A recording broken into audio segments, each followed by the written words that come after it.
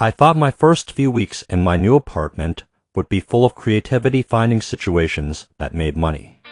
I bought a gaming laptop because the things I planned on doing with my music were things only a gaming computer could handle.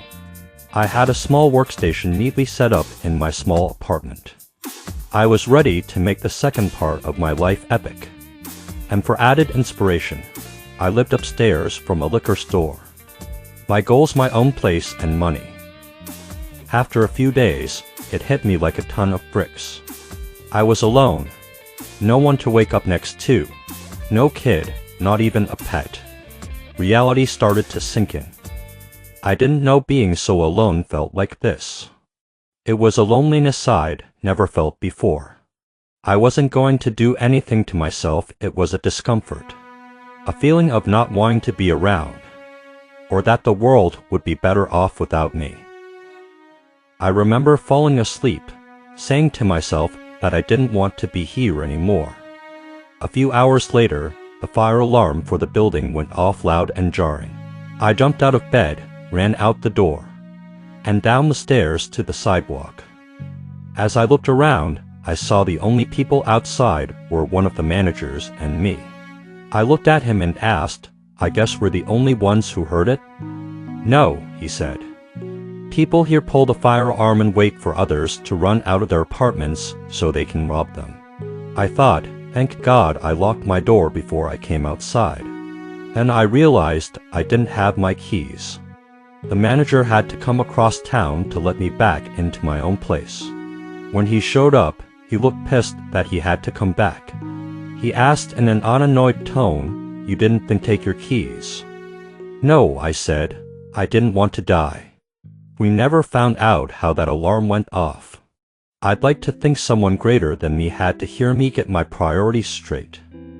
The building was built right after the 1906 earthquake. At first, it was a hotel.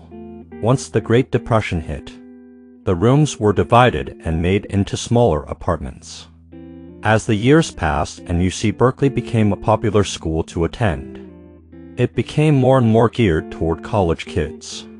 When the manager was showing me the room, he told me a few times that the walls looked thin, but really weren't, that I have a lot of privacy. That wasn't necessarily true, because I got to know my neighbors really well. A young couple next to me, that I jokingly called porn stars, would bump and grind on a brass bed. It squeaked out a weird D note. Once in a while, when I heard her leave the room, I poked my head out the door to see if she was limping. This guy would let her have it for hours at a time. Good on him. One time around 3 a.m., I had too much fried chicken for dinner. I figured no one would hear it at that time of night, so I let her rip.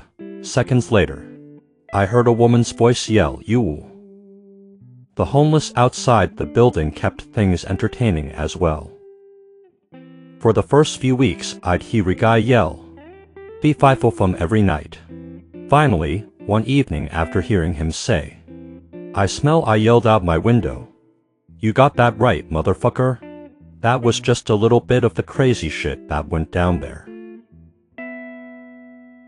At this point, we were a few years into COVID, when the shelter-in-place first took place. I was at my former wife's house. To stay social, all the neighbors in the neighborhood suggested that everyone should come out and say hi. One day, one of the neighbors across the street was playing a drum kit. I decided to take out my amp and join in. As the two of us started playing, a guy came by and said he played bass. It was such a good fit we picked 3 songs to learn on our own and try it again the following Friday.